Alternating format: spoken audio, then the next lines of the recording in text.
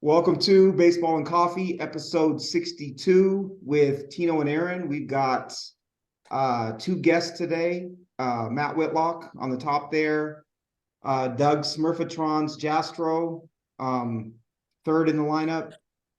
Today is going to be our awards preview show for 2023.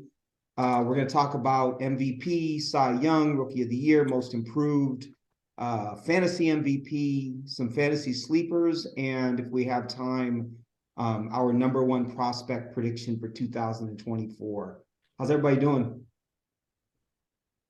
Super. Ready to roll.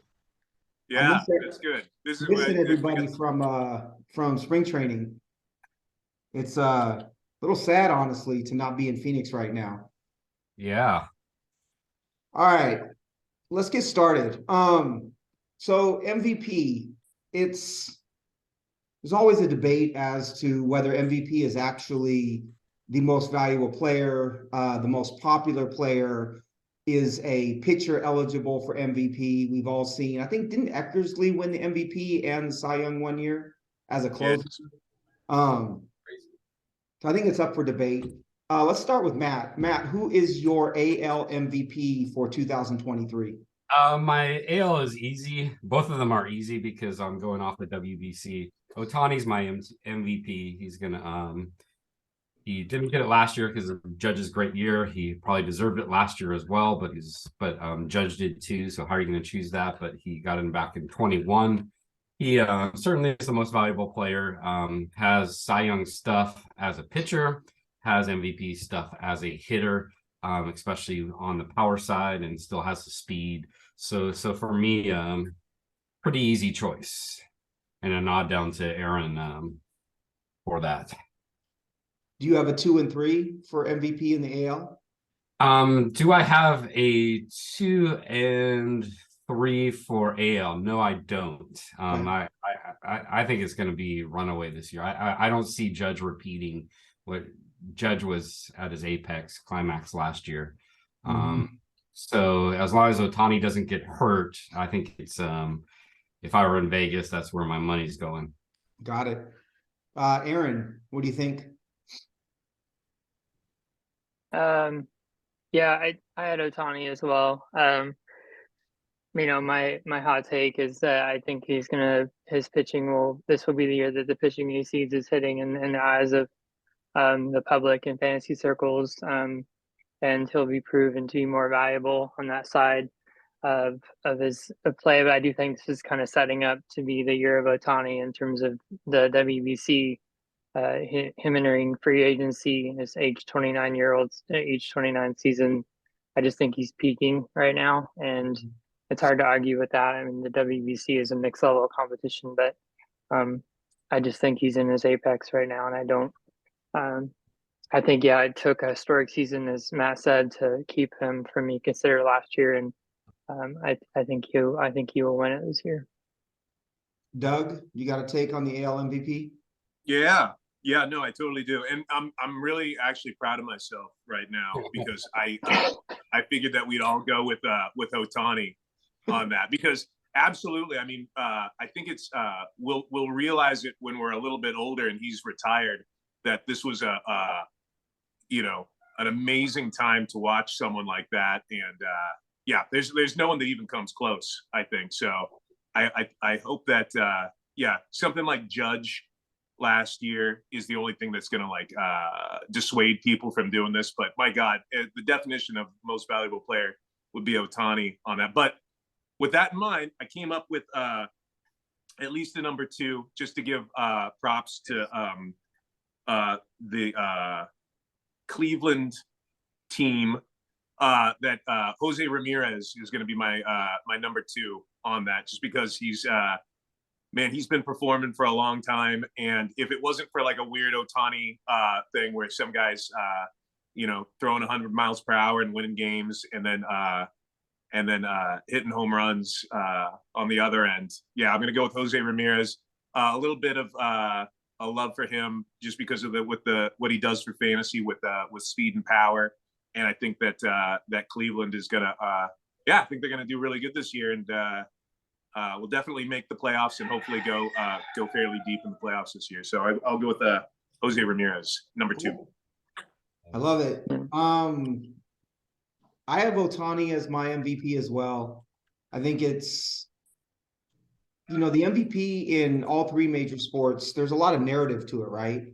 And who's actually the MVP, oftentimes it's about whose turn it is. And I don't think that applies to Ohtani in terms of, I think it's well earned, but I also think it's his turn, right? Like Judge has won his, Julio's my number 2. I don't think he's quite gotten to the place where he's earned that opportunity yet. My number 3 is Yordan Alvarez. I just think his hard hit metrics and team context are going to push him up.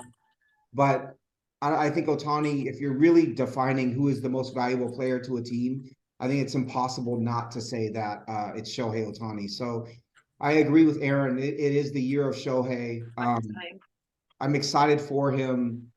I think that he's got enough runway at this point where he's recognized as probably the best athlete in the 3 major sports at this point in time. So Shohei is certainly my pick for. I have a follow-up here going off what Doug was saying about Cleveland and what Ramirez can contribute to their playoff run. What's the Angels' record going to be this year? I mean, are they going to make the playoffs? No. The Angels? Yes. Nope. Oh yeah. Nope. Yeah. They're Nope. gonna do it. Nope. They don't have enough pitching, man. How the Angels? Hold on, I'm pulling up the roster resource for the Angels right now. They need a closer. They have Estevez is their closer, right? First of all, the bottom of their lineup is Brandon Drury coming off a career year, Jared Walsh, Logan O'Hoppe, David Fletcher. Their bench is Max Stassi, Luis Rengifo, Gio Urshela, Brett Phillips. Okay, so their rotation, decent, but not great. They're counting on Detmers to take a step. Tyler Anderson is not with the Dodgers anymore. Patrick Sandoval is a metrics darling, but hasn't necessarily performed yet. And Jose Suarez, right? You've got a team, they got 4 lefties. You've got a team like the Mariners that absolutely bashes left-handed pitching. And then their bullpen has Estevez, Jimmy Herget, Ryan Tepera, and Matt Moore as the co-closers. Like they're not, that is an 80, that's a low 80s to mid 80s win team. They're not making the playoffs. I'm telling you right now, they're not. I would take the White Sox. I would take the Mariners. I would certainly take Tampa Bay or the Yankees or whoever doesn't make it out of the AL East. They're not making it. Also, I think Trout is on the downside. Trout is a power hitter at this point who doesn't hit for average and doesn't steal bases and shouldn't be in center field. Yeah, I love the numbers on this, but I got to go. You were talking before about MVPs being like a narrative on this. I think with Ohtani being a free agent next year and kind of that moment to end the WBC on that, I just feel that it's a feeling. I got no numbers to back this up, but the Angels are like the feel-good team of 2023, man, and at least a wild card, right? If not the division. So where's the rooster coming from? Who is the rooster? I want a rooster. Doug. Oh, that's sorry. That's amazing. Yeah, I'm gonna tell him to shut up. I love I can't match Tino's enthusiasm with his take for the Angels, but I do agree with him. I think it is a low 80s, mid 80s team. They might scratch out a winning record, and that's good enough to get in. I do expect them to possibly be in the mix if everything breaks right for them, but they are, to me, a kind of a middle of the road team. Unless like just everything goes their way. I think it is a good point though. And what you brought up about Ramirez, the team has to be good, right? And I think that's something that works against Ohtani. But I think that they'll be good enough that his talent will be clear enough that he will win in spite of them possibly having a 500 or maybe just below record. Yeah, I was looking at, who do I think might be the MVP if the Rays or Jays or Yankees, win the East, or who do I think is going to be stand forward in the Central. I like the Guardians. I also think the Twins might be really good this year, but also get seduced by the Twins every year. And my hot take is I don't think the Astros win the West this year. We'll talk more about that when we get to the Cy Young spoiler, but yeah. So I think if the Mariners upset them, Julio is probably going to be in the mix for sure, because he's definitely the most impactful player on that team. So that definitely plays a part, and we know that. But look, And then real pitching, quick- pitching wins. Go ahead. Oh, Tino, you mentioned on a podcast before that Julio Rodriguez is the one player that every time he's up to bat, you feel like he's going to hit a home run. Yep. And after I heard you say that, now you've infected my brain. Every time I see him up, I just go, "Oh my God, I think he's going to do it." I So love it. anyway, For me, like when I'm looking at, so I'm assuming Houston wins low 90s, mid 90s wins, right? And wins the AL West. That's just the assumption I'm making. I don't know that that's what happens, but I'm making that assumption as of right now. But if I compare the Mariners to the Angels, in my mind, pitching wins championships, right? I don't think that that's ever stopped. And you look at the Mariners rotation and you've got Castillo, Kirby, Ray, Logan Gilbert as your number 4, and some combination of Marco Gonzalez, Chris Flexen, Bryce Miller, Tyler Dollard, on and on and on, right? They've got 3 or 4 guys in the minors who's a legitimate number 5 starter. And you've got a number 4 starter who's going to give you 180 innings. So when you do that, and then you've got Sewald, you've got Munoz, you've got this bullpen that's just dynamite, right? Diego Castillo, on and on and on. The pitching and the park and the defense give you a baseline for a 90-win team. Really, all they need is Julio Rodriguez to be a superstar in order to win 90 games. So if I put that in context with the other teams in the AL West, there's no way that rotation of the Angels in that bottom half of the lineup is going to compete. I love Ohtani. Ohtani is probably the best player outside of Ken Griffey Jr. that I'm going to see in my lifetime, right? But he can't single-handedly carry the team in the same way that Michael Jordan couldn't carry the Chicago Bulls until Scottie Pippen was there. And Trout's no Pippen. So I don't know. The Angels I don't believe in the Angels at all. All right. NL MVP. Let's start with Matt. Who is your NL I'm MVP? gonna go again. Yep. Okay. 2 shortstops here, and I'm gonna go with the WBC again. I'm gonna go with Trey Turner as the NL MVP. When we talk about somebody's turn and the effects on his team, Trey is the man there. I think he's at the climax of his career. He's still one of the fastest players in baseball. He was at 99% when it came to sprint speed last year. That's going to continue. His power is at his apex right now, as well, as we saw in the WBC. So he's going to lead a great team in Philly. He's going to carry the kind of the aura of that team as the shortstop, now that Harper's out.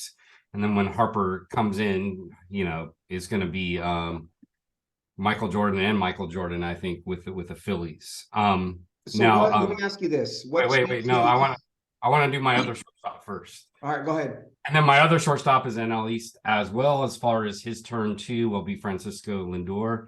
I loved his metrics last year.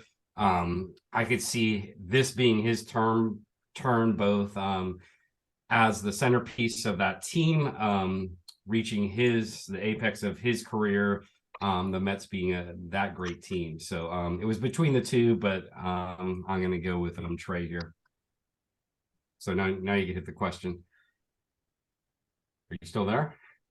Did we get abandoned by by Tino and Aaron? man, you shouldn't have been interrupted. I'm still here. I just cut my video because I'm stoking a fire. So yeah, I like the way you're thinking about the NL East. Those two were on my mind as well. I just honestly couldn't decide which team to back in the East, and so between the Braves, the Mets, and the Phillies. But I do think whatever team does step forward and win that division, their top player is going to be in this conversation, and I just kind of punted because I couldn't decide who I thought that would be. So it's kind of a stupid reason, but that's kind of was my feeling on it. So my NL MVP was Juan Soto. So I'm following the narrative here in terms of the Padres. You know, they've really led the offseason in a lot of ways in terms of their acquisitions, and they've been very aggressive in the player movement. Had a piece this week. Their staff has their best projections in his system in terms of combining projected ERA and WAR. So they have 3 frontline starters and depth in the bullpen, Hader at the back end. And, Tino and I, when we were doing our outfield preview, I keep hearing Tino's voice in my head. If with the shift restrictions, it's in play that he could hit 315, score 125 runs, drive in 100 runs, and hit 20 home runs. And I think if he does that on the best team in the NL, which I expect on paper the Padres to be, I think he'll win MVP. And I think also getting him out of right field and left is more appropriate for his defensive ability and free him up a little bit. And I think that's a soft thing, but I think it does help when players are excelling in the field. They tend to hit better. I believe that. So I think all signs are up, and I think he'll win it. Going NL West. Aaron, do you think that that the Padres win the NL West then? I do. Soto's the MVP? I do. Oh, God. That was too fast, man. I couldn't take that. That was rough. The Dodger fan. What was your was your Trey retort? Because I do expect Trey to be the best player on the Phillies, and I do think if the Phillies win any NL East, I think he'd be right up there. Again, I couldn't decide which East team in the NL that I thought would win, and so I didn't know which shortstop or which player to back, whether that's Acuna, Lindor, or Trey. I just went with I kind of punted on that situation because I just think those 3 teams are going to duke it out all year again. The Phillies are off to a really rough start with their injuries and with Hoskins and the injuries and their pitching staff already. But I just expect that to go all season long again. Doug, who's your NL MVP? Yeah, just to I think we were all kind of thinking along similar lines here with the NL East on that with the Braves and Acuna, the Phillies and Trey Turner, and then the Mets with Lindor. And I think the Mets are going to take it. So I'm going with Lindor for the NL MVP. I think that the Phillies were playing a little bit above their pay grade last year. They got the rough injuries going on, and then the Braves are going to get punished for putting down Vaughn Grissom into the minor leagues and screwing up that whole shortstop situation. So they might not even make the playoffs, I think, because of that move. That's funny. And and then the Mets have crazy kind of starting pitching depth. Talking about winners win with pitching on that, and they've got superstars all over the place. And Lindor, I looked that up. He's still looking good in the field. He's 29 years old. So man, he's I think that this is his peak. This is his 1 year. He's gonna take it in the NL for sure. Awesome. I love it. Stand by your guy. So NL MVP, I went back and forth.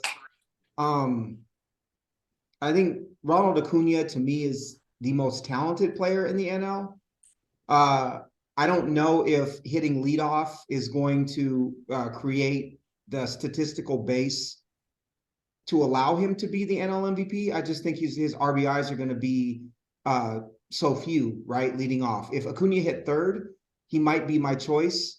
But I'm going with Juan Soto. I just think Juan Soto had a bad year, right? He knew he was headed out of Washington. He was frustrated with being there. He was getting pitched around. That lineup was so shitty in Washington. And he's now comfortable with a bunch of players that he likes. And if you look at Juan Soto's his OPS every other year except for last year, it was 923, 949, 1.185, and 999 until last year. He's a 1,000 OPS guy, right? That's who Juan Soto is. So you put him in a lineup with other players who are going to get on base in front of him and be able to drive him in. He's slow. He's a bad defender, right? He's not going to give you any stolen bases, but I just feel like he's such a great hitter, and he's got like a Barry Bonds sort of batting eye. And to me, he is maybe not the most talented player in the NL, but he's the most talented hitter in the NL. So he's my NL MVP next year. I have Acuna second, and third I have Kyle Schwarber. I think Kyle Schwarber is an underrated. His hit tool is underrated. I think that he is going to. I don't know. I believe that great players step up in situations where they're needed. And given Hoskins' injury and the pressure on the Phillies, I think Kyle Schwarber is going to really come to the forefront and perform in a way that maybe we haven't seen him perform yet. So to me, it's 40 to 45 home runs. It's probably a 250 or so average, and close to 1,000 OPS. I just think he's going to be dynamite, and he's not quite Juan Soto, but I do think Kyle Schwarber is going to have an incredible year next year. So Is he one of these players that's going to benefit from no shift? Yeah, but he hits a lot of balls in the air, so I don't know. I just think it's more of he's a better hitter than I think people give him credit for. He's not a 220 hitter, right? He's more like 240 to 260. So for me, it's For sure. one, Ronald Acuna 2, Kyle Schwarber 3, as far as my MVP. Why don't we take a quick? So real quick on that. Oh, go ahead. Go ahead, Doug. Oh, so Schwarber's not a leadoff hitter then? Now is he in that scenario? He is, but I think that I just think he's going to put up such crazy numbers outside of RBIs that that he's going to warrant consideration. I also think the bottom of their lineup is not quite as bad as people think. Brandon Marsh, I think, is better, has more talent than the players they put at the bottom of that lineup previously. Bryson Stott, wherever they decide to bat him, I think is a legitimate prospect and is a legitimate player. So I think they're just better. They're better top to bottom than they've been for a while. They currently have Jake Cave as their number 8 hitter. Roster Resource does. Jake Cave is a high on base player, right? He's a left-handed bat that gets on base. So I do think Schwarber's going to get opportunity. So just as a side note, real quick, as Trey Turner hitting 1, Kyle Schwarber hitting 2. So yeah, I was going to say in Okay. spring Turner's been leading off and Schwarber's been hitting second. So Schwarber's hitting in the 2 and Turner's in front of him. He's going to have plenty of opportunity to drive batters in. So I don't know. Can I see I could see 100 runs, 45 home runs, and 100 RBIs from him, right? And that's, to me, you're starting to have MVP conversations at that point in time. Let's take a quick break. We will come back with Cy Young, Rookie of the Year, and Most Improved. Hey. All right, we're back. Cy Young. I fully anticipate a little bit of debate here.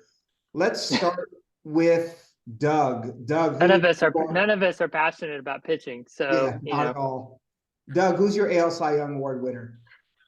Yeah. Okay. So it's funny. I love this format of just guessing. Who's going to win the major awards as opposed to like top 10 or top 20 catchers or something like that. Because this is all feel, right? It's all like, what's going to be the narrative for 2023. Sure. And I got to tell you that with all this Mets action going on in the off season, right? Like spending like crazy, I would kind of look at their lineup and I was just kind of like, they're spending a lot of money. Maybe, this offseason wasn't the best offseason to spend a lot of money. There's just, not the kind of like high-end talent going on there. Not a big Correa fan. Anyway, I was just looking at the Mets and I just was feeling that I was kind of off on what everyone else was seeing. So when I was looking at these awards, I was like, okay, what's going to be the narrative for 2023? I think that, in the NL East, it's I think because of that, the Mets, I think that they're just, people are seeing it. People are seeing what the Mets are doing this year. I think that this is their year. And and then kind of maybe feeling what happened last year with Verlander, I see Max Scherzer as the MVP going forward. And then plus I just was watching his game. I think it was yesterday where he's just striking everyone out. My God, that guy's just amazing talent. He's old as hell and he's still doing it. And so, people giving props to people that defy expectations. I think with his age and with the Mets rolling in the East on this, I think that's the guy that's going to take the Cy Young in the NL. Do you think that, how many innings do you think Max Scherzer will pitch? Man, I think he's going to, I can see the Mets, trying to limit that, but dude, that guy's scary, right? I just remember when he was pitching against the Giants on that, what was that, a couple of years ago, or maybe, 1 or 2 years ago when they had that last kind of 163rd game or something against I think it was game 5 with the Giants. He's a scary guy. I think Dave Roberts was afraid to take him out one time. So I think that whatever innings limit they think they're going to have him on, it's going to be more than that. I love it. As a Max Scherzer owner, or rostering Max Scherzer in our home league, I love your take. Aaron, who's winning the NL Cy Young? So I jumped the shark. Hunter Green is my NL Cy Young winner. I'm throwing out. I love it. all of the team context nonsense and all the narrative around that.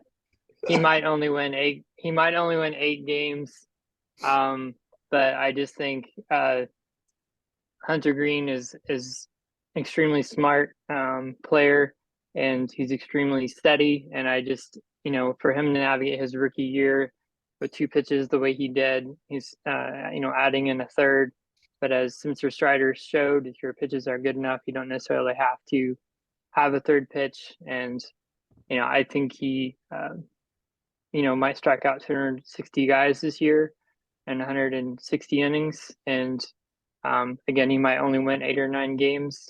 And I think there'll be enough of a slum in the NL that no one else stands out. And I think that he'll overcome this team context. I think he'll win it. He's my pick for the NL Cy Young. Is this TGFBI wish casting, or this is for real? That's why he's on our TGFBI team. I love it. Yeah, let's do this. Matt. All right. Well, I'm not going to argue with the Hunter Green story here. And I will note, I think I sent you the text earlier. He was at 102.5 yesterday, MPH, and that was with Arizona complaining that the radar gun was too low because Gallon was like 1.7 under what they expected. Awesome. So you could say the radar gun was exaggerating. I think it was averaging 99.9 on this 4-seam. His slider was at 90, a wicked slider. Out of the hand, very much in a way that deceives players. But I didn't choose him. I did have Max as my one. I just see this being his turn with Verlander winning last year, and I think Max is less distracted by the negotiations. He was the chief negotiator last year. There was all the pictures of him walking back and forth to his sports cars. And I think he's going to be focused this year on away from negotiations. I was on the player side, by the way. The criticism of the sports cars was totally unjustified. But anyway, Max, my one. But I'm going with another Max as 2 here because I think he kind of got screwed when it came to run support. I know you're going to do that, but as far as his teammate getting 21 wins, Max had much better numbers. Max had much better metrics when it came to everything. Everything was, far above average besides, fastball spin, but everything was top notch as far as Max goes. He was the backstory there. I think he was a teammate with on that same little league team as Harper and Gallo. So I think it's kind of his turn to be front and center with the Braves. So Is this Max Fried we're talking about? Oh, absolutely, yes. Yeah. Okay. Yeah, so Scherzer's my one, but Max Fried's my dark horse this year. Nice. I think so. Max Fried, I think, actually was teammates with Jack Flaherty and Lucas Giolito in the LA area. But I wonder with him, so he surrenders a ton of ground balls, and I wonder if the shift rule is going to impact him at all. Obviously, not my favorite pick for NL Cy Young, but I'm going to be boring. Mine is Aaron Nola. I just think Aaron Nola is a machine and a metronome. He's 200 strikeouts, 200 innings every year. I think the Phillies team context is going to help all Philadelphia Phillies as far as awards go. To me, he's not the best pitcher in the NL, but he's the most consistent, and I think he's going to be deserving of this award. The best pitcher in the NL, in my opinion, is Corbin Burns. But I think Burns ends up getting traded at the deadline by the Brewers, and I don't know if that's in the NL or the AL. So I think if he gets traded to an AL team, as an example, he doesn't win the NL Cy Young. And then my number 3 is Brandon Woodruff. I just think he's a really powerful pitcher that is consistently overlooked because he's in Milwaukee and because he's behind Corbin Burns. But to me, Burns and Woodruff are 2 of the top, say, 4 or 5 pitchers in the National League. So I've got Nola 1, Burns 2, Woodruff 3. But I would love nothing more than Max Scherzer to be the Cy Young Award winner in the National League. And Max Fried ain't coming close. I'm sorry, bro. Just not my dude. Not my dude at all. I like him. Any other thoughts with National League pitchers? But he wasn't my number one pick, by the way. It was, Your number 1 was sure appreciate that. I appreciate that. Hey, All right. wait, quick question on this. Hunter Green, right? Yeah. Has he had Tommy John surgery yet? Come Yes, on, he has. dude. No, don't do that. Yes, he has. That's why you go after. Okay. Oh, he guys that has. have. He has. Oh, then you got nothing to worry about. That's Just brutal. throw his arm, man. Keep throwing as hard as you can. That's good. Brutal. He's All right. 6'5", Has 242. Urias gotten his? What's that? Has Urias gotten his? He doesn't need one. He throws a curveball. He's fine. He's got a robotic shoulder. Right? That's Good. brutal. All right. Let's move to AL. He only destroys players' careers when he hits them in the head, right? Enough about it. Got dark really quick. All right, Doug, your American League Cy Young Award. I'm gonna go first on this one. I'm going before Tino on this one. Go ahead, Doug. Oh yeah, American League Cy Young. This is, it's funny when the Astros had all these young pitchers come up, I ignored them all to like my detriment on this. So like all these other people got to pick up on these great pitchers, and so I was just looking at that. I had a feeling that was just going to kind of come back and haunt me on this whole thing. And so my AL Cy Young, Christian Javier. Ooh, I right? like it. Okay. Yeah. Like So I actually don't see necessarily the Astros repeating in any way. I see a lot of there's a lot of turmoil, and that's really hard to repeat. But that guy, man, just watching him on the mound and just his focus, and he's young. This might be like his one chance to do it, but I don't have a lot of reasons behind it. Again, I'm going completely on feel on this, so that's my guy. I'm glad I got to start off. So you guys can tell me why I'm wrong and put some numbers behind it. Let me know. There. I love him. I Yeah. think that the only thing with him is health. As long as he is healthy and he can throw, if he can throw 170, 180 innings, I think he's in the mix 100%. Let's go to Aaron next. Yeah. Your AL Cy Young. Yeah, so I'm gonna stay in the AL West. And Tino. I know who you're gonna say. I know who you're gonna say. I love it. For as much as we like to talk about our differences, I think we also, so far with our picks, have shown that we also think a lot alike in a lot of ways. So my theme with the AL West is I think the Mariners are going to win. and I think they're going to be led by their pitching. And I do think that Luis Castillo will be the best pitcher on the team that wins the West, and I think he will win the Cy Young. You know, to me, he's an evolving pitcher. His pitch mix has changed. He's reducing the two seam, increasing the four seam. That had a really direct impact on his swinging strike rate last year, and so you know he's projected for 190 innings, but only 202 strikeouts. But that's because those projections are baking in a reduced swinging strike rate from when he was a two seam changeup guy in Cincinnati. Right. So we saw him evolve that pitch mix. He's throwing all four of his pitches now, 20% of the time.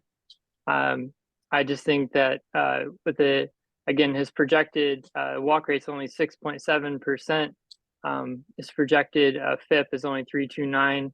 I like him to beat that strike rate. I like him to beat that whip or beat that FIP. And I think he'll have more than 20 wins, and I think he'll have 230 strikeouts.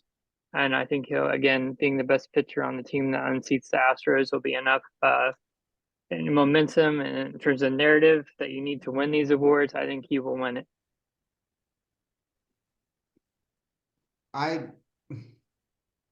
don't know what to say. I love it. So part of me Keeping the host happy. Well, part of me was going to pick Castillo. I didn't want to be the homer, but you know, we're close enough. You are the homer, man. we talk enough about baseball to be on the same page, because he went from being two-seam changeup in Cincinnati, trying to limit home runs, to like one of the most effective four-seam fastballs in baseball and an incredible slider, right? And so now he's mixing all four pitches, and he's got a good defense behind him, and he's pitching in a park that does not surrender home runs, right? AL West home parks, you're talking about Oakland as one of the five parks that he's traveling to most often. I think everything is there. As provided health, everything is there for him to do exactly what you said.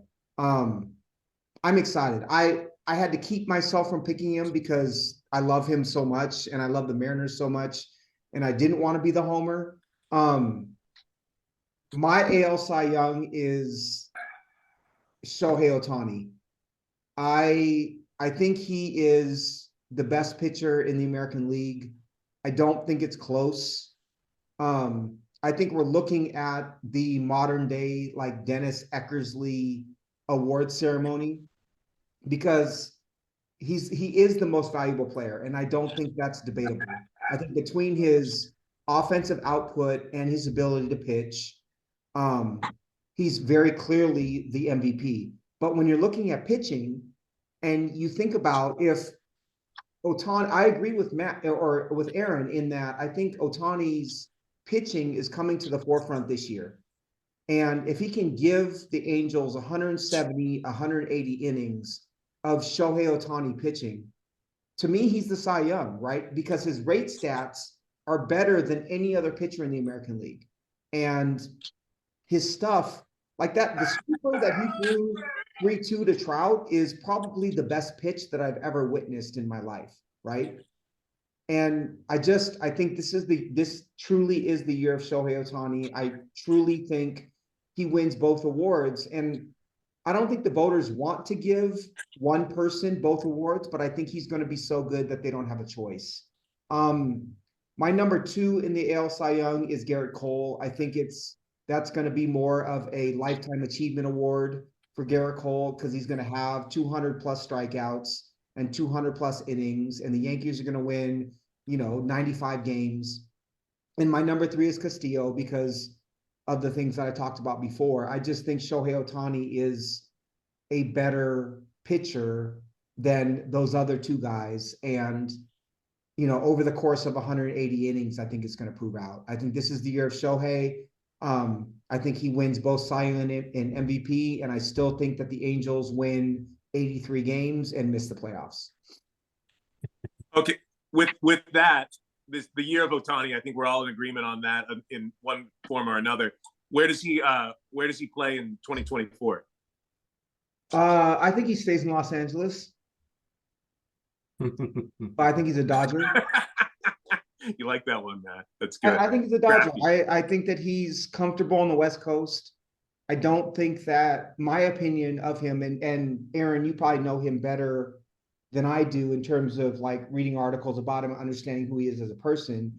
But for me, I don't think that the market matters that much. And I also don't think that the money necessarily matters that much. I think he wants to win, and I think he wants to be comfortable. And he's already in LA. He obviously chose to be on the West Coast.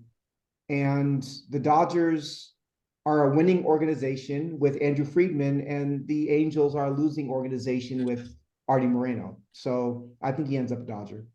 Nice. I like it. What's the chances in Seattle? 0. 0? You don't think they'll pay? I think they'll pay. I just don't think he'll come. I don't. If he referenced Ichiro, if he referenced Sasaki, if it was about the legacy of Japanese players in Seattle, then I would say potentially. And I know that it came down to Anaheim and Seattle in a lot of ways for him when he signed. But I would be shocked if he did. I'd want to pick up and move to Seattle if he did. But I don't think that's happening personally. Aaron, do you have a take on that since he's your dude? I don't. He's very private, and I don't know really what's important to him other than winning. But I can also see the competitor in him saying that, like, you know, I can make, contribute enough to make someone a winner, but I also think he's really smart, and he's been in Anaheim long enough, and he probably sees the writing on the wall there. Right. So yeah, I do think winning is the most important, and I think that's what I enjoyed about seeing him compete for Team Japan was you could really see how important it was for him to win, and the speech that he gave to the team before. You just saw a different side of him. I think he's always just so respectful. You don't often see like the competitiveness that he has, but it's really there. So you're saying Dodgers before we get to Matt, like as a side note,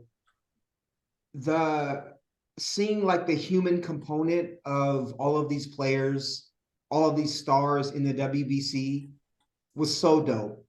Like, yeah. I hate Mike Trout. Mike Trout is an angel. Mike Trout is robotic. Mike Trout doesn't show any emotion. He's But like he did there. he's my arch enemy in so many ways. To see him in the WBC be as emotional as he was and as approachable as he was, I'm sure Subway was like, how come you didn't show this shit before, right? Mm-hmm. But it was so cool to see these guys actually be able to let loose. And it made me so angry at like the unwritten rules of baseball and this idea that you're supposed to compose yourself as a controlled, unemotional, like uncelebratory sort of person. It was really, really, really telling for me to see all of these players out there expressing themselves in the way that they did. And I bet you if you asked the US team, they would tell you it was liberating. It was fucking liberating to be able to actually be themselves. I thought it was like amazing. I thought it was totally amazing. And Trout, the Trout Ohtani storyline and seeing both of them, even like the Japanese team, like if you were to stereotype, the Japanese team is robotic. It's about their business. They're trying to win. They go about things in a certain way. And they're all fucking celebrating and being nuts in like a very Caribbean, Dominican, Puerto Rican sort of way. I just thought it was awesome. I don't know. I hope MLB is able to incorporate at least a little bit of that and allow the players to express themselves in that way. All right, Matt, Cy Young. My turn, huh? So this is why I wanted to go before everybody else because Castillo was my pick. Dang it. For real? Oh yeah. I saw him in that Yankee game last year live when it was 0-0 into what, the 14th, 15th inning. But he was pitching into the 7th. He has there's something about presence on the mound and that you need to have to win the Cy Young, and he has it. And just look at all these boring white guys too. DeGrom, Cole. I'm looking at the Vegas odds here. Bieber, McClanahan, Gaussman. Castillo is the man here, right? And I would even argue Otani's kind of boring when it comes to his mound presence. He's dynamic as far as his stuff. I had Otani as two. My concern about Otani is you do have that political issue of, can somebody win the MVP and Cy Young?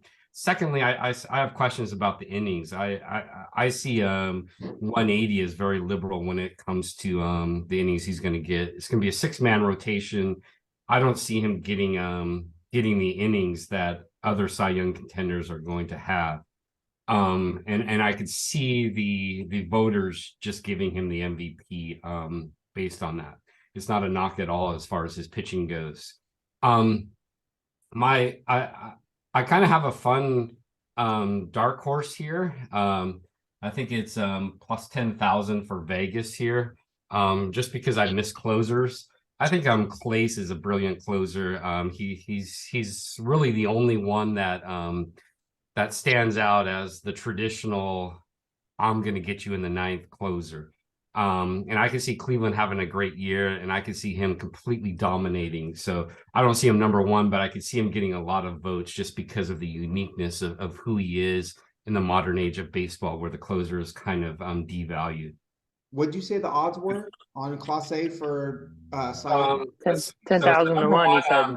DeGrom's number 1 in Vegas plus 600. Class A's plus 10,000. So I would put $20 on that in a heartbeat. In a heartbeat.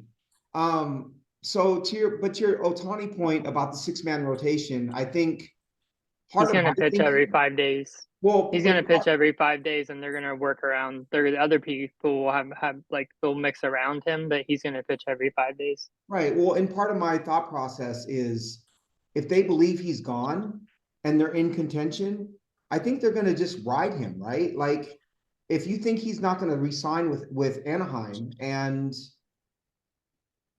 you don't care, you're not going to baby his arm anymore. It's not going to be a 6-man rotation. It's going to be, how do we utilize Shohei as best we can at this age, knowing he's signing with the Dodgers or the Yankees or whoever else he signs. So I think that he may actually hit 180, 190 innings because they're going to use him up. I doubt it. I have a problem with if they're in contention part, because I'm probably the most, as far as doubter goes, as far as the Angels' future. It's a horrible organization. He wants out. Yes. I don't see them doing him any favors either when it comes to integrity for his future. Okay. Again, it's not a knock on him. I just have doubts as far as the innings goes. Sure. All right. AL Rookie of the Year. You better say the right player. Go ahead, Doug. You're up. I think I got it. Out Yeah? of all the guesses that we're doing here today, I got this is my lock. This is my lock of the podcast on this one. Easy slam dunk. Otani, maybe he does it, maybe he doesn't. Maybe, he hurts himself. Who knows? This one's a lock. Wait, what are we doing? NL or AL? AL. American Thank League God. Rookie of the Thank Year. God. I thought I screwed up. Anthony Volpe, hands down, lock Rookie of the Year.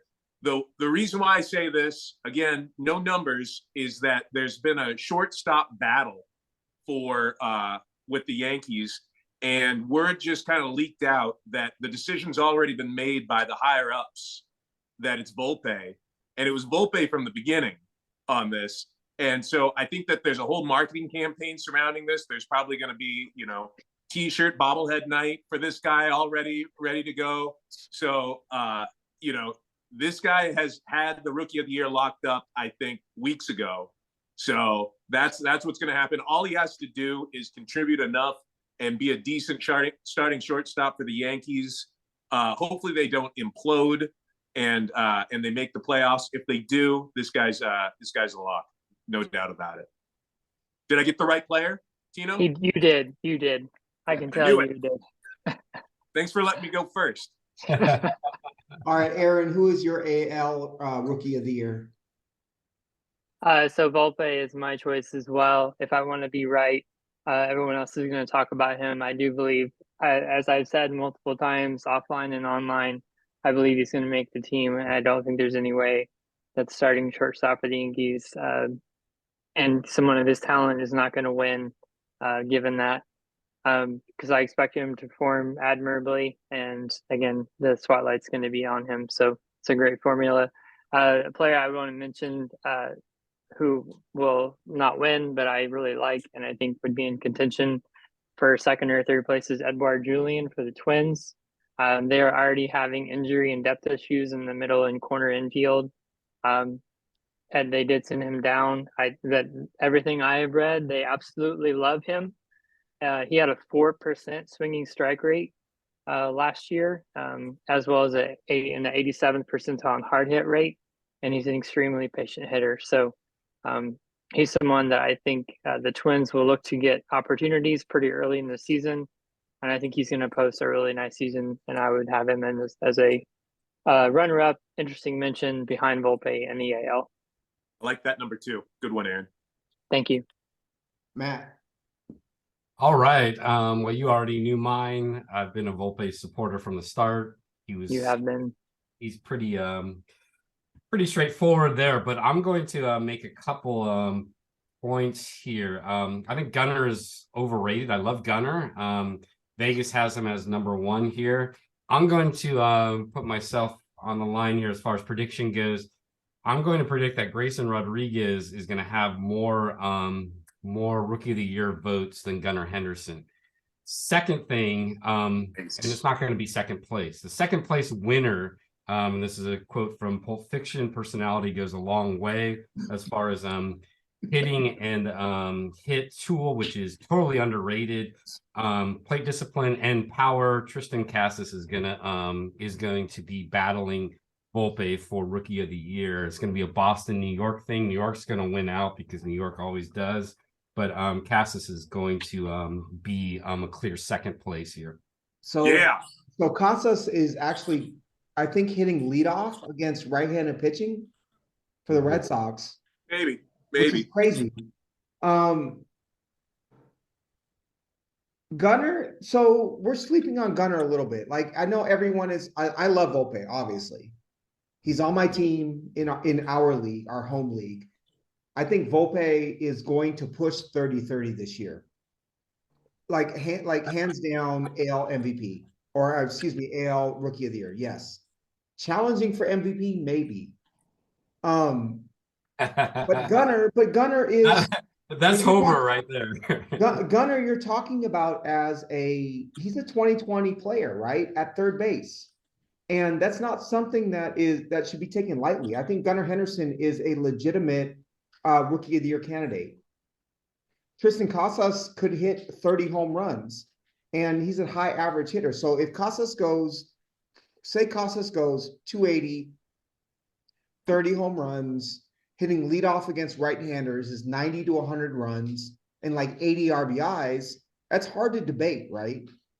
I think Volpe has to do what we think he's going to do at shortstop to keep Casas from actually being the Rookie of the Year. So for me, Volpe's 1, Henderson is 2, Casas is 3, but I don't think it's a slam dunk. I think all 3 of those guys are incredible players, and I think they're going to put up incredible fantasy numbers and are going to be competing for the entire year for Rookie of the Year and potentially maybe Volpe like MVP, right? But it's going to be fun. It's going to be super fun. So here's I Vegas, appreciate you bringing up those names. Yeah, sorry, Matt, go ahead. I want to get your all takes on this player. So Henderson's 1 in Vegas, Volpe's 3, G-Rod is 4, and Casas is 5. Number 2 is Yoshida. What's your all take on Yoshida? And I know you've been in trade negotiations about. Can I interject real quick? Yes. So in our home league, I've been in negotiations for Yoshida for the last, 48 hours. I need an outfield 3. I currently have Andrew Benintendi. The negotiation has been Logan Gilbert who is a 150 to like 180 inning, mid threes ERA, strikeout per inning type of pitcher, right? I've asked for Yoshida and draft picks in return. That was the offer. I said no.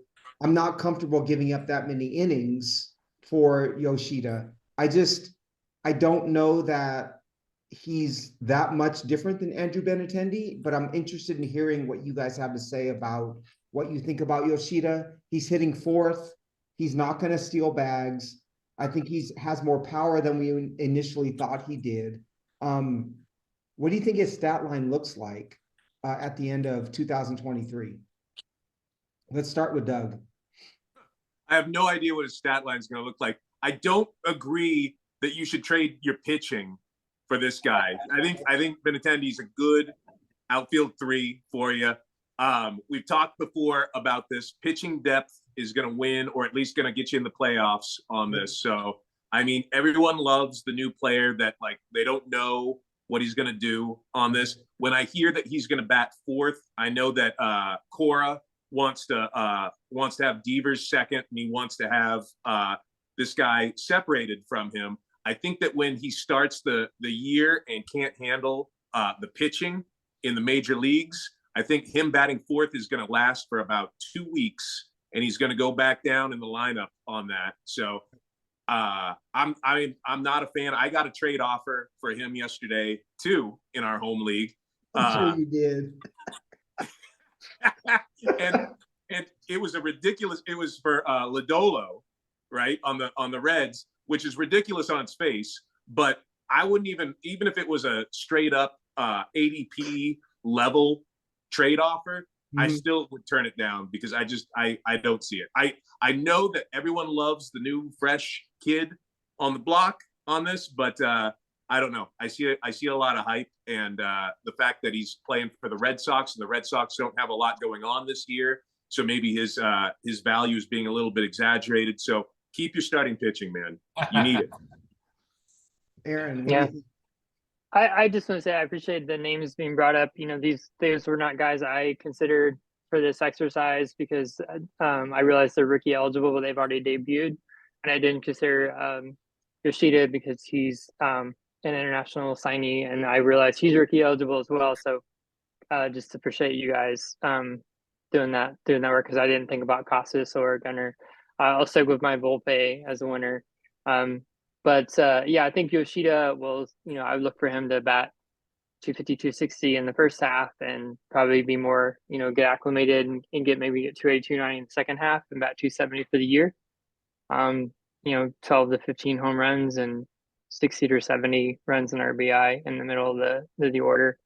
But I think year 2 would be the year to buy based on what we see from a skill standpoint and see how well he acclimates. But for me, he's an unproven commodity. I think I had another owner reach out to me about receiving an offer on him. And I said, he's trying to sell you some antiques from the corner for a centerpiece in the room because he's an unproven player. Is that manager going to watch this? I don't know if he does. watches or not.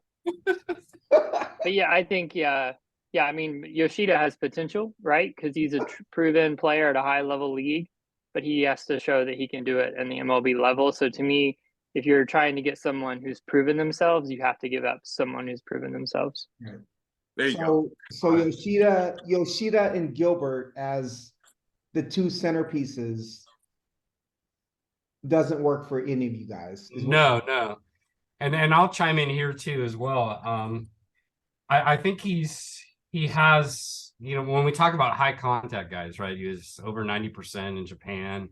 I think he's Quan with power, but Quan without speed. And I don't like contact guys without speed, right? And the other telling piece, when MLB Pipeline talked to front offices, and they asked about some of the worst deals over the summer. This was the number one deal. They thought they thought Boston overpaid. And for me, I think it's very important to listen to scouts and front offices. They're kind of like peer-reviewed scholars versus Joe Rogan, right? Or the Joe Rogan, you know, these are the people that know their shit, right? And they didn't like what was going on with that signing. So I have caution. I know he totally rose when a lot of the projections came out because of how you project from Japan there. But I'm with Doug there. I don't see him as blowing up initially. I think Verdugo is actually a safer play than Yosh, even though I'm not a big Verdugo guy either. But Yosh is basically the same thing as Verdugo, I think, at least initially. Verdugo can't hit a home run though. As much as I I don't want, think Yosh can either. I want to see it. maybe not in Boston, but I don't know. I like Yoshida a lot. I think I'm probably high man amongst the four of us on Yoshida. I think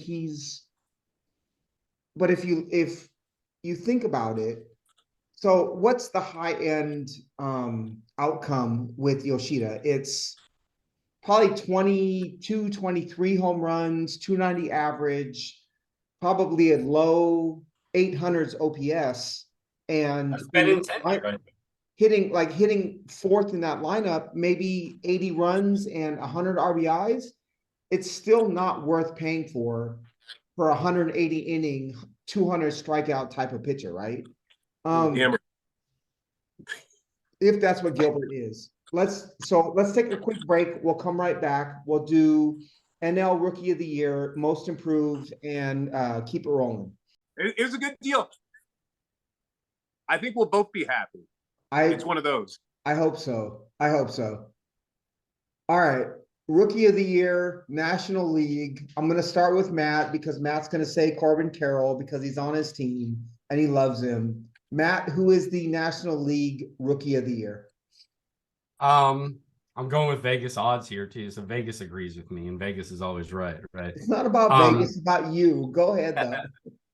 So Corbin Carroll is going to win NL Rookie of the Year by far. The only competition that may come up is if Jordan Walker makes the team and explodes. I still have questions as far as Walker's content and all around as he is a all-around player compared to Carroll. I think Mason Wynn is interesting as well. That's what I'm checking to see if he's going to make the team. He just hit a single and scored a run. I think he's an extreme dark horse, but I love Wynn tons. I think he's totally underrated when it comes to prospects. We've already talked about that on the prospect podcast.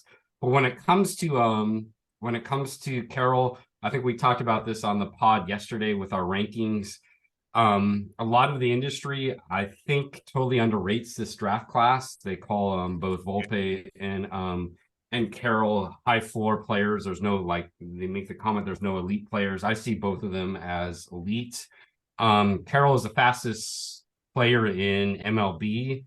His 80 grade speed, 100% when it comes to making it to first. I think he's going to be aggressive on the paths this year as opposed to last because there's no reason for them to be cautious about his shoulder this year.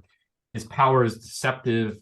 He hits to all fields. He hits in the gaps. The three triples he's hit this year were stand-up triples. No problem making it to third there. Great eye. He will miss in the zone, but I would rather have him miss in the zone than hit a weak ground out because he does have a lot of spice to his hits when it comes to hitting the shit out of the ball. So yeah, so Carroll for me, Walker 2, and then my dark horse would be Wynn as 3. Aaron, who's your NL Rookie of the Year? Yeah, so I have a little bit of an off the board pick. I'm going to nominate Hayden Wesneski from the Cubs.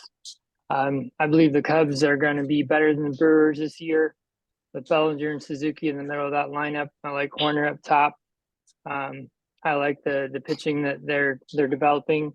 and I'm picking Wisniewski as a candidate, and he made the rotation as a representation of that. And I think Chicago making the playoffs is a wild card after St. Louis. I expect St. Louis to hold the division despite their lack of frontline starters. So Wisniewski last year posted a 19% K minus BB. He's projected to be lower than that. However, he also produced a 35% O swing, which is well above league average zone contact. His pitch mix, he's featuring the sweeper, which is kind of the pitch of the year in 2023. None of his pitches got a whiff rate over 30%, over 40%. The three of them, the cutter, the changeup, and a sweeper, all produced a whiff rate over 30. So I think there's some room there for more swing and miss. And the Sierra last year was only 3.32. So being in the rotation start of the year, being on I would see as a dark horse playoff team. I think he's my candidate for NL Rookie of the Year for the NL. Awesome. Doug? Yeah. I have a guy on this, but I gotta, just as a disclaimer, I realize that when I'm picking all these people, I feel like that I'm like a conspiracy theorist, like QAnon person that I feel that like all this stuff is done like beforehand. And I think that this pick too is another like MLB deep state pick here where they don't want shenanigans like Vaughn Grissom where they're trying to manipulate his service time on this. They want teams to start people at the beginning of the year, create excitement on this. And the biggest villain, I think, in not starting beautiful prospects is the Los Angeles Dodgers. And so when Miguel Vargas starts at second base on opening day, that they're going to want to reward that and say, hey, look, even the Dodgers are willing to put out their prospects as a starter on this.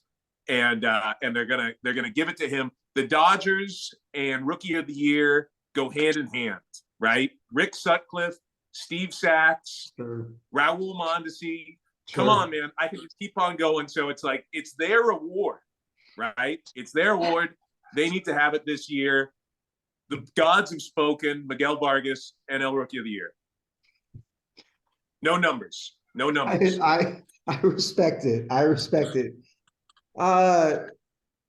Corbin Carroll is the best player that's eligible for Rookie of the Year. I'm going with Corbin Carroll as my number one. Number two, Jordan Walker. I think Jordan Walker is going to play right field for the Cardinals like 120 games.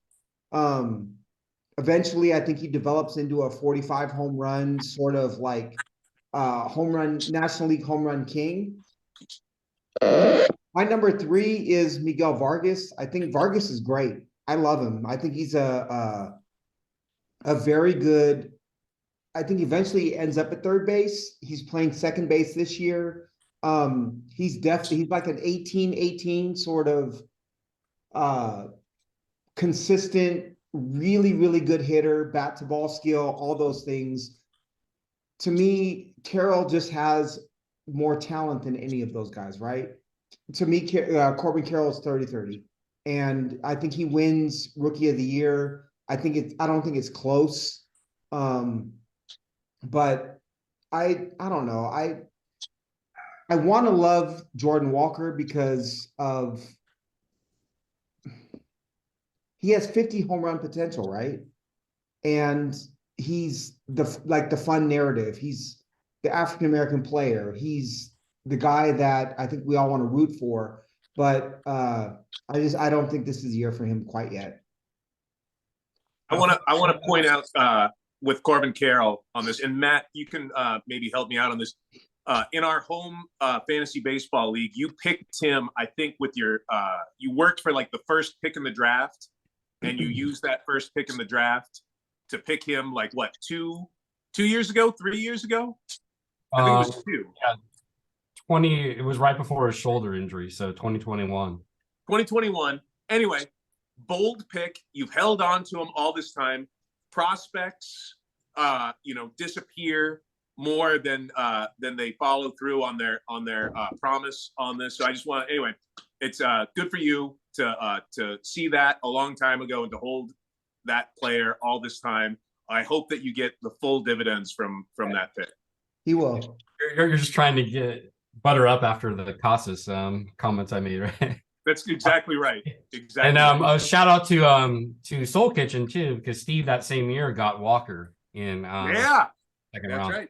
And a cool thing about Walker today, so I was watching because Cabrera was pitching against St. Louis today, and Walker was playing right field, and I think Miami had a runner on second, but just to see the third base coach hold the runner at third after a single when Walker got it was brilliant. He was saying stop faster and harder than both Aaron and Tino said stop when I reused my coffee ground. So yeah, it was I love Walker and right. I love that traditional right fielder that you ain't gonna run on. Right. And yeah, so I hope I hope much success unless I'm playing Soul Kitchen this year. Nice. Let me ask you guys as a group. So Carroll is, I would say Corbin Carroll's floor is 2020. And I think very conservatively, you can say he's 25-25, right? 25 home runs, 25 stolen bases, probably 90 to 100 runs.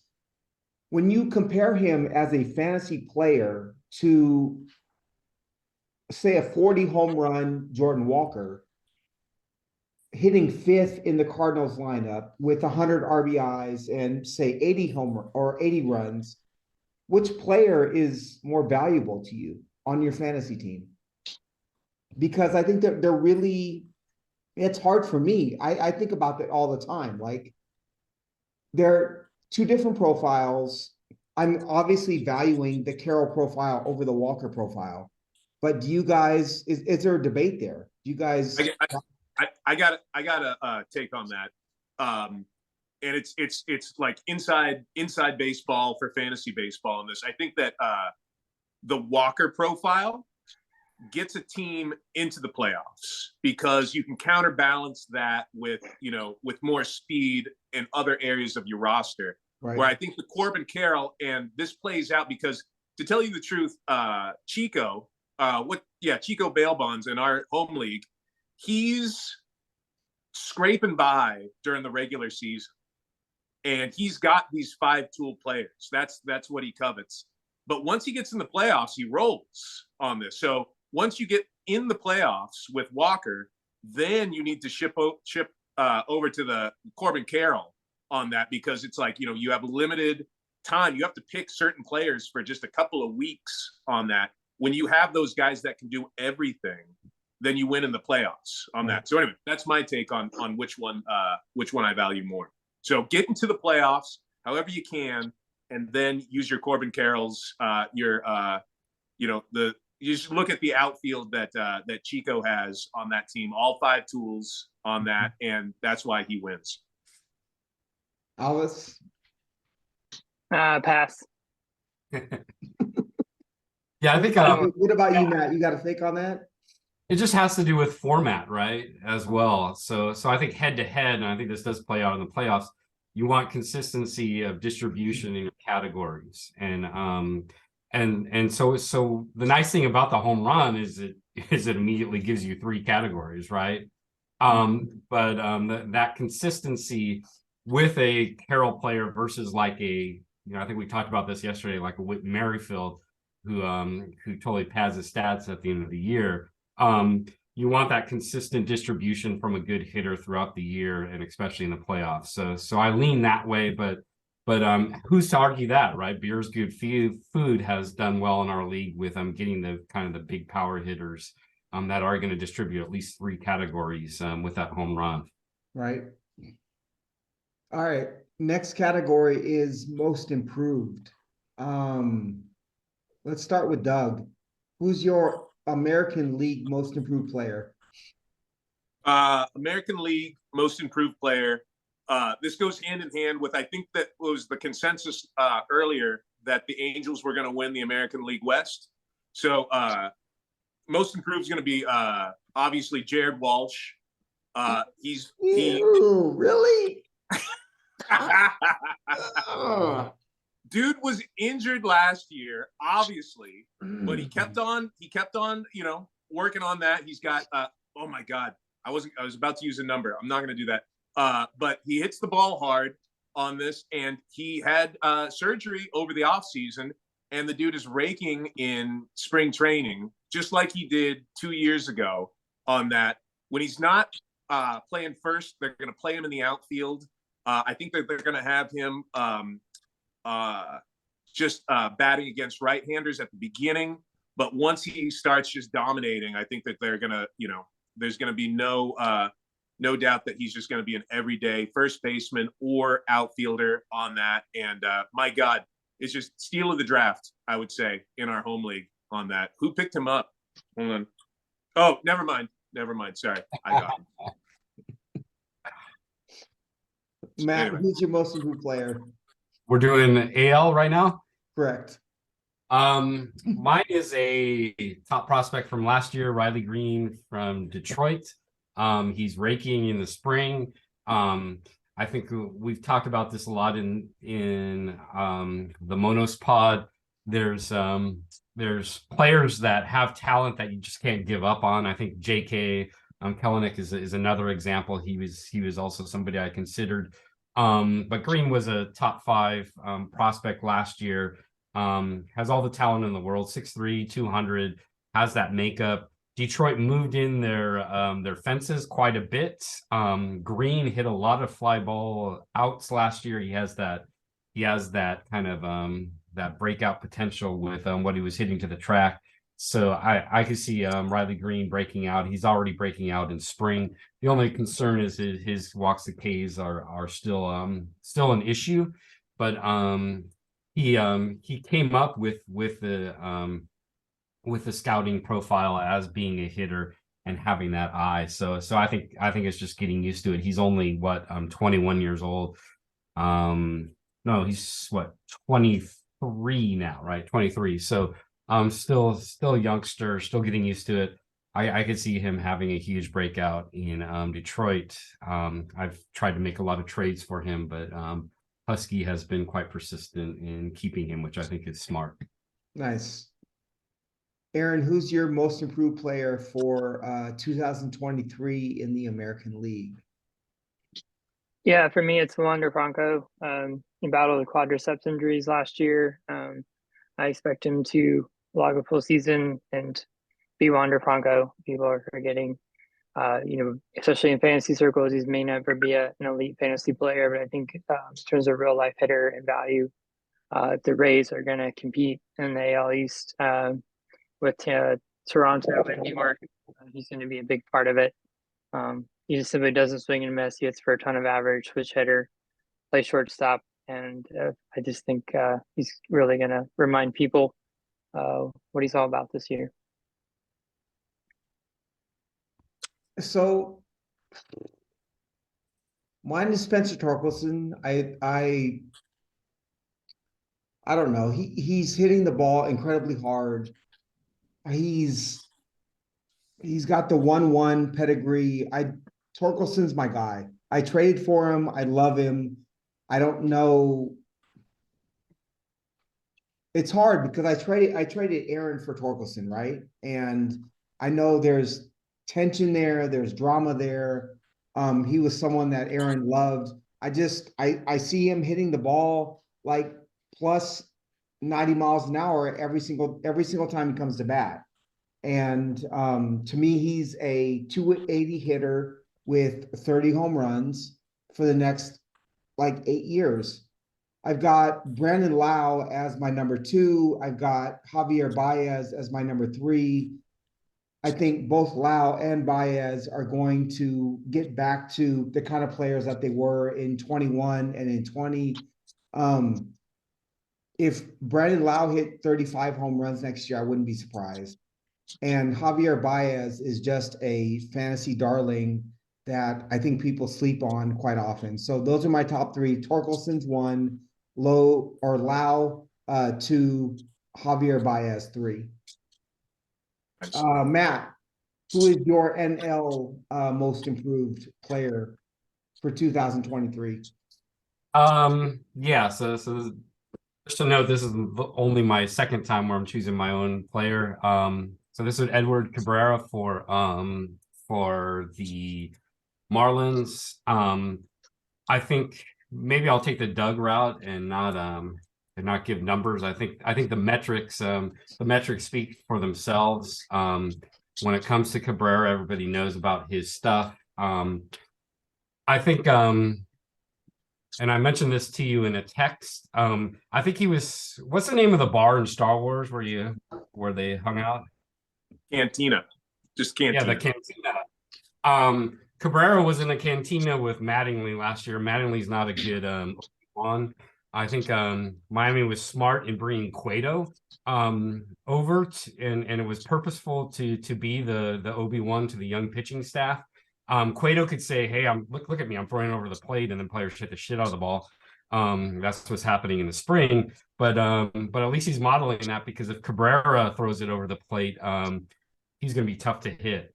So I could see him having a huge breakout. He's already breaking out in the spring. I watched him today. His stuff is untouchable when he has control and command over it.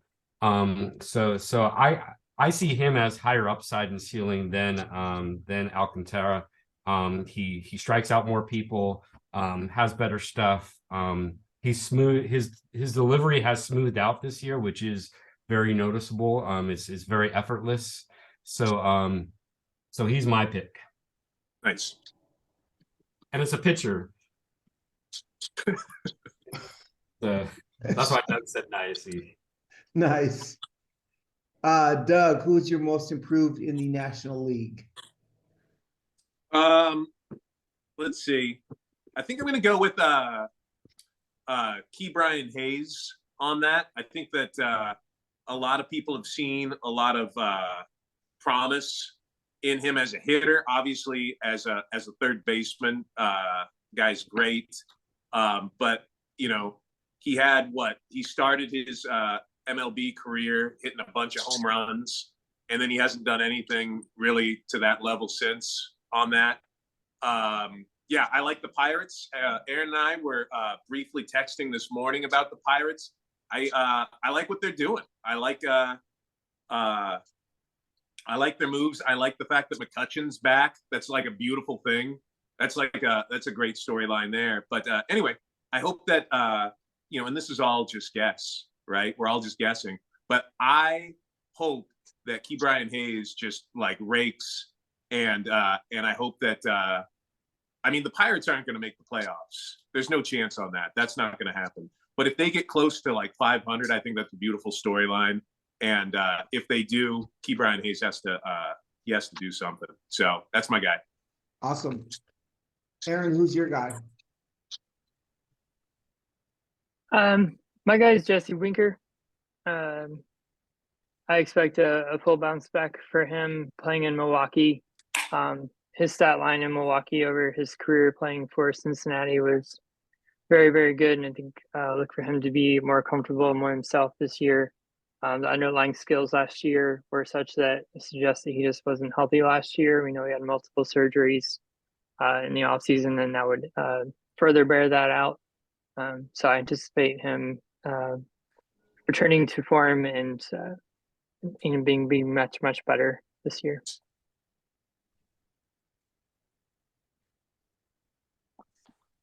Where'd Tino go? Uh-oh. Tino's got Sorry. terrible internet at Walla Walla. He's gonna go find another former player of mine and try to talk about. No, not intentionally. Not intentionally. That was Doug that time. However, my National League most improved player is Key Brian Hayes. Key Brian Hayes to me is a 2020 third baseman waiting to happen. I think Nice. So one, his father was a good hitter, skilled hitter, who didn't hit for as much power as we thought he should have, right? And I believe in Key Brian Hayes's intellect, and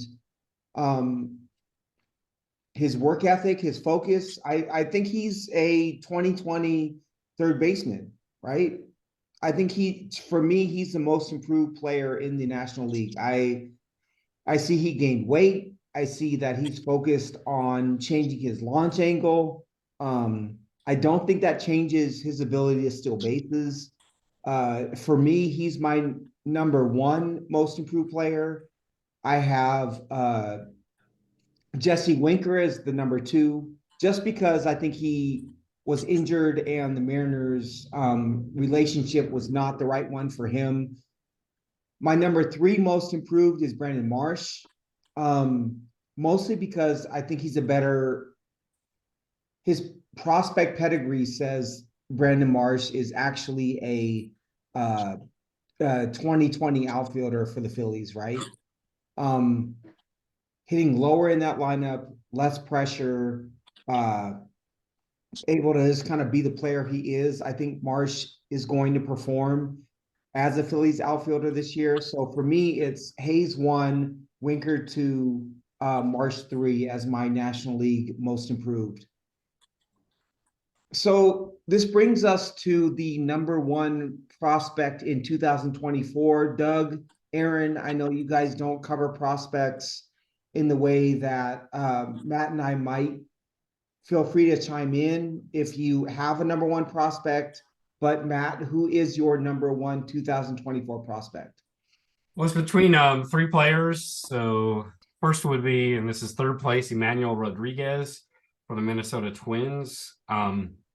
19 years old, almost had a 500 on base percentage before he got hurt last year. Hits the shit out of the ball. If you watched yesterday, he hit a effortless home run off a decent Yankees pitcher. Before that, he hit I think a 105 and a 107 EV off Cole.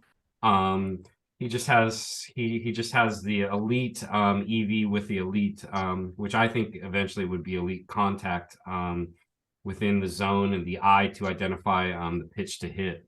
I like my list because we talked about this, and we've talked about this in our pod a lot. Baseball is an international sport, and I'm tired of white guys being front and center, like the Trout. So all three of mine are that represents the international part. But I have two African Americans at 1 and 2 that should be front and center. So 2 is Elijah Green. I think he has the physical talent above any other prospect. Scouts have said such. I think his hit tool is underrated. He does strike out a lot, but if you watch his swing, if you watch his at-bats in spring, I challenge anybody to watch that. Just an extremely quick bat, can adjust. So I love Elijah. I'm also a Nats fan to give the homer sense here, and I also have him on my team to admit my homer subjectivity. And number one would be also a Nat with James Wood. Also having the elite athleticism, a lot faster than I thought. So I initially traded him, and I traded back for him after seeing him in the spring and what scouts were saying about him, because he is 6'7", long levers. But what really stood out was his ability to make contact and hard contact, and with his eye, both in the San Diego organization and then as he went over to the Nats. And I think it's very clear that the Nats were willing to trade Soto once Wood became part of the discussion with San Diego last year.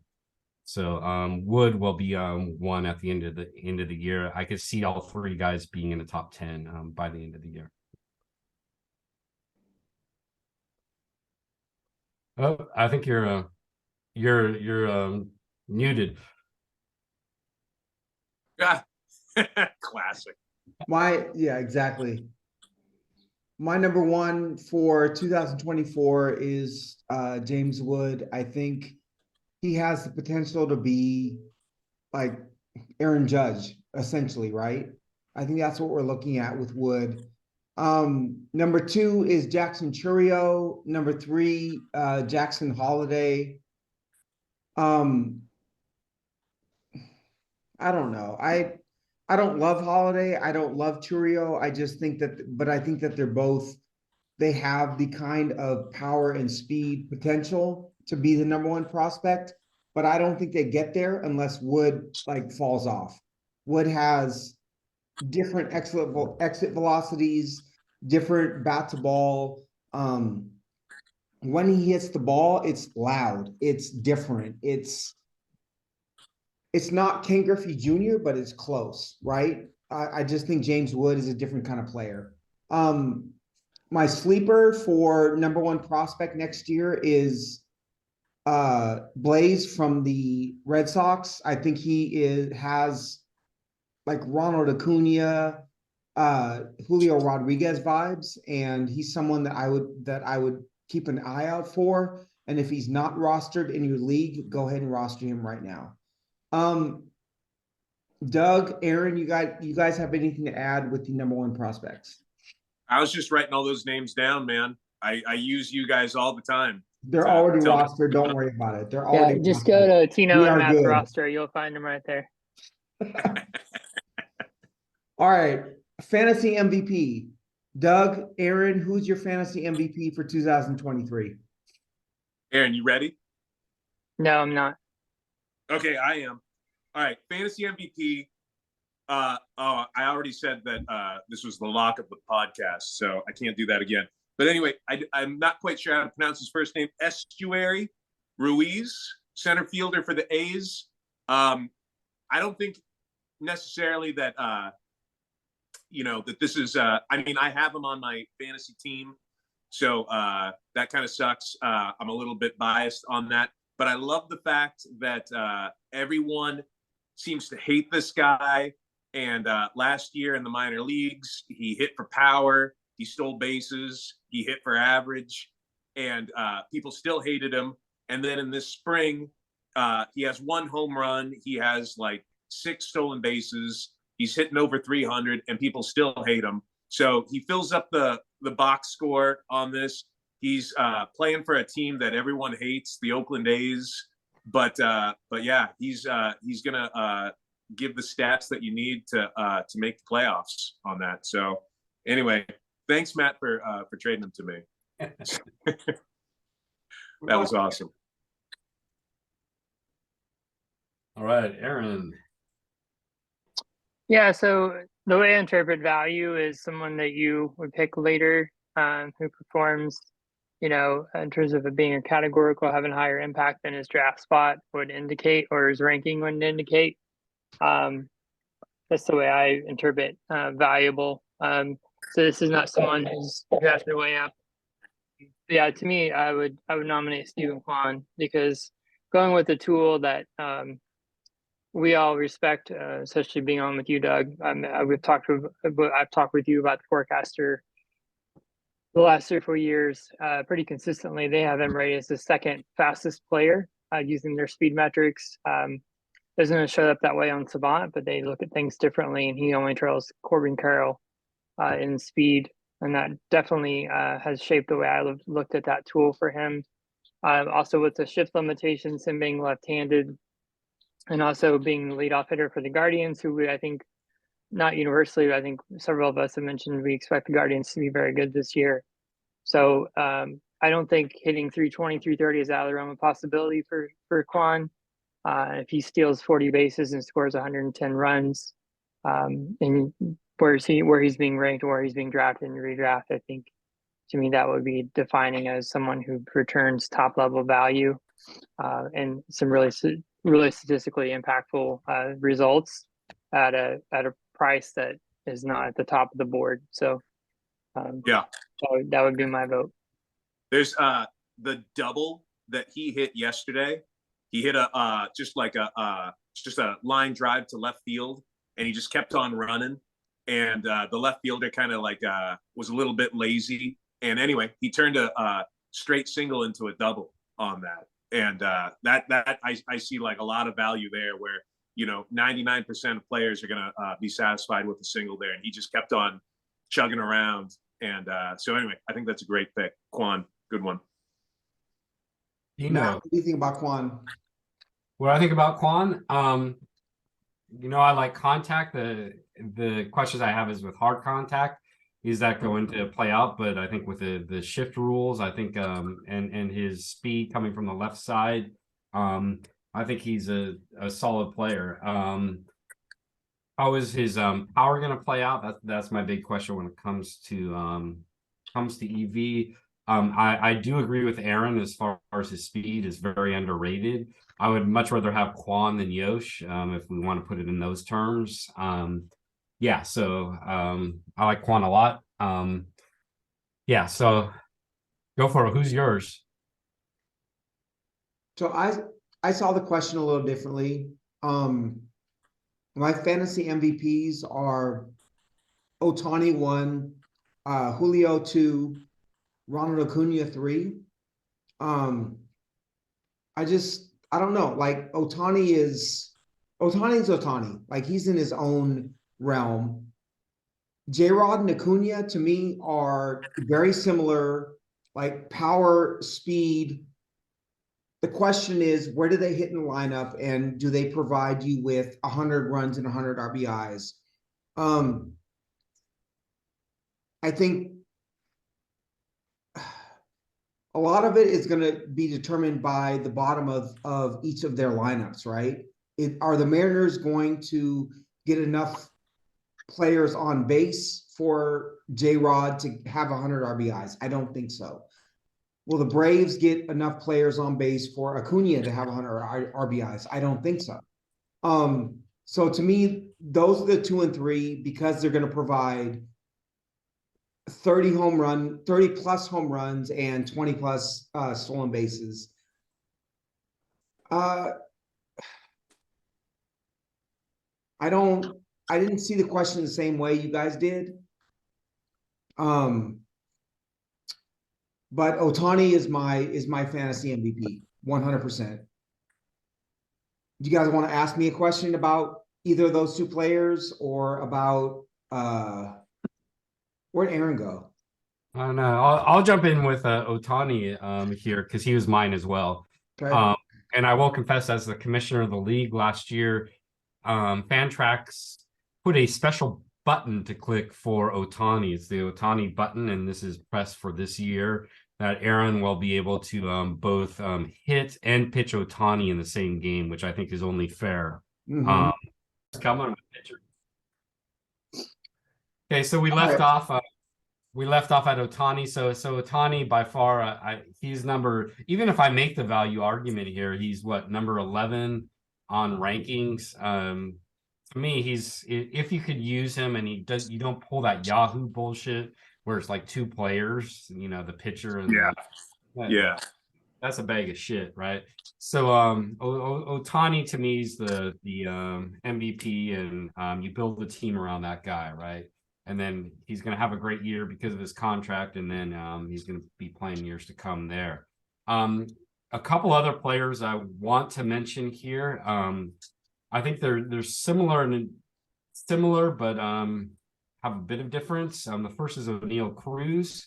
I want to see him come around versus lefties, but he could be a legitimate 40-40 guy in Pittsburgh if you're bringing up the Pirates. I love O'Neal. I think if he figures out how to hit left-handed pitching, it's going to become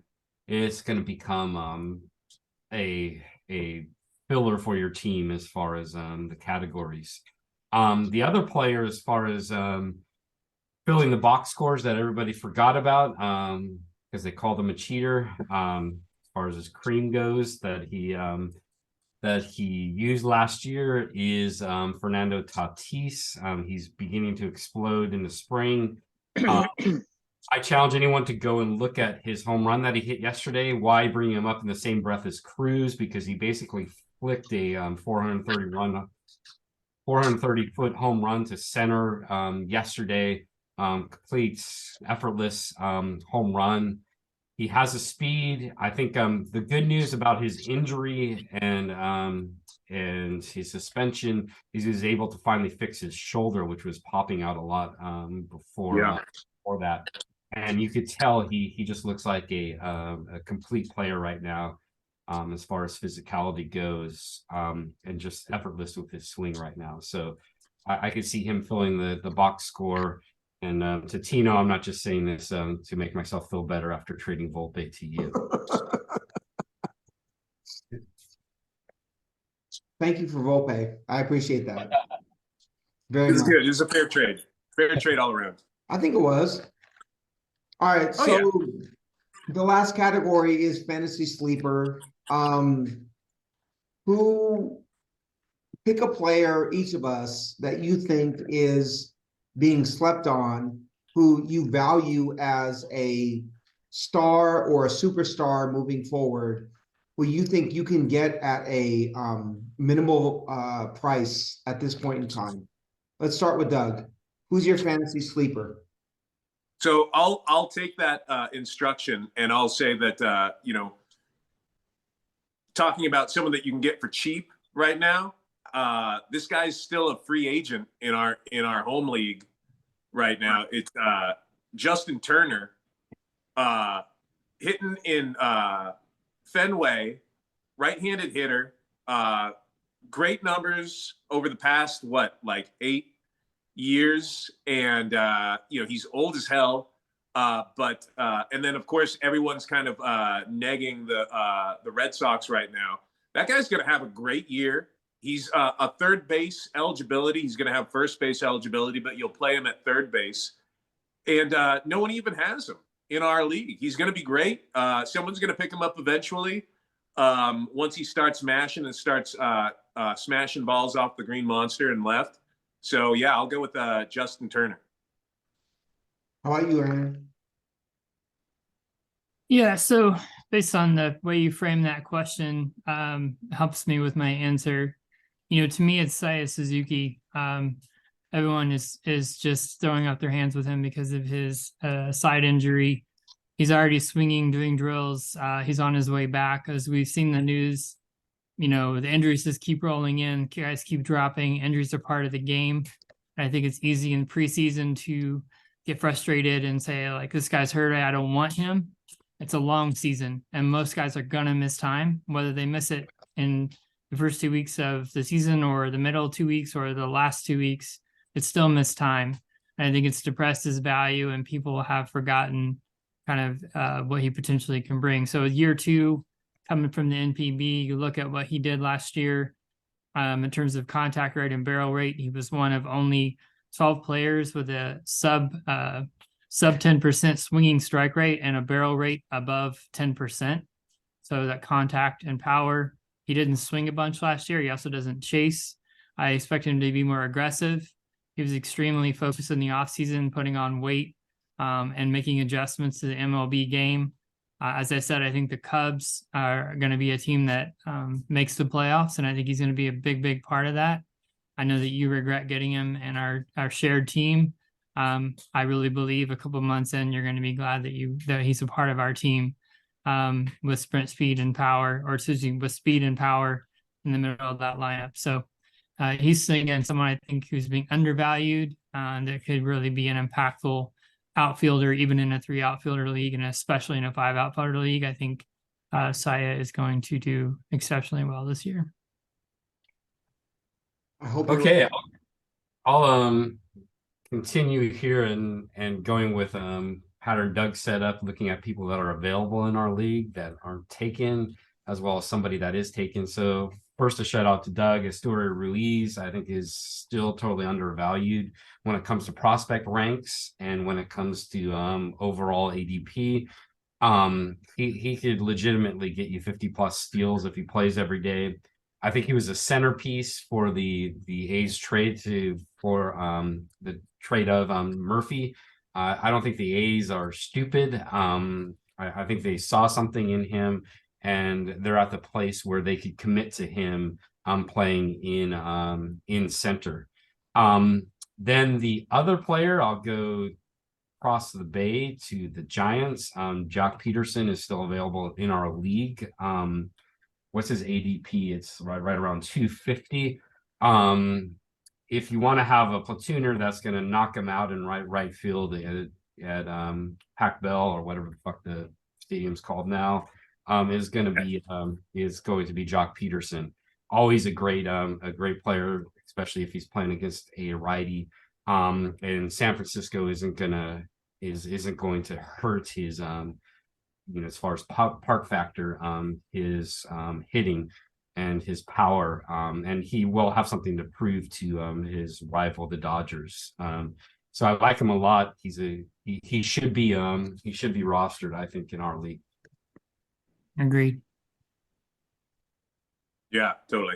Good call. Mine is Gabriel Moreno. I think so. I know that I believe that Freddie Mejia rosters Gabriel Moreno at this point in time. It would not surprise me that if Gabriel Moreno was the #1 catcher in 2024. His bat to ball skill is incredible. The knock against him was he didn't hit for power. He did not elevate. He wasn't able to loft. And in spring training, that's exactly what he's doing.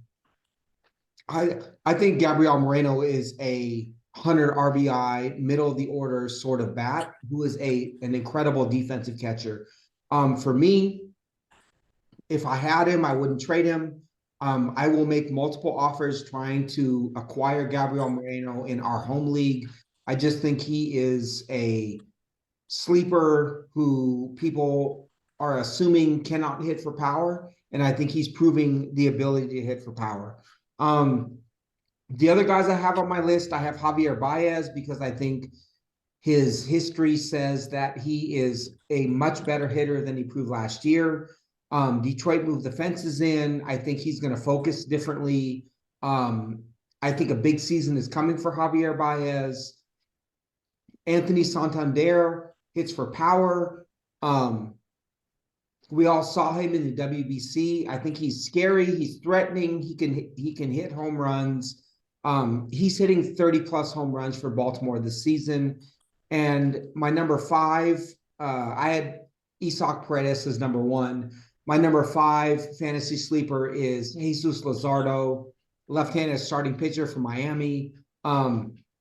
Strikes out a ton of batters. The only question with him is health. But if you're looking for one guy, even if he's rostered, I think Gabriel Moreno is the fantasy sleeper to go target and go acquire as of right now. That's my guy. Yeah, offer starting pitching for him, and you'll get him, I think. Sorry. Starting pitching is really hard to come by. I appreciate it. I'm not offering starting pitching for Moreno myself, but someone else can. But I'm just saying, if Mejia is watching this podcast, which you're not gonna make the innings minimum with your team right now. Trade for pitching. You have 2 catchers. Lose one of them. I love it. Get 2 starters in return, and then you'll do well. I love it. Anything else from you guys as far as awards, as far as what you see from 2023? Any World Series predictions from anybody? We should look back at this, and the person that maybe got the most right on that should get the bedroom with the private bath in the Airbnb next year. All right, Aaron Horn, I got you. This was awesome, guys. I appreciate it. All right, enjoyed it, definitely. All right, likewise. See you soon. All right.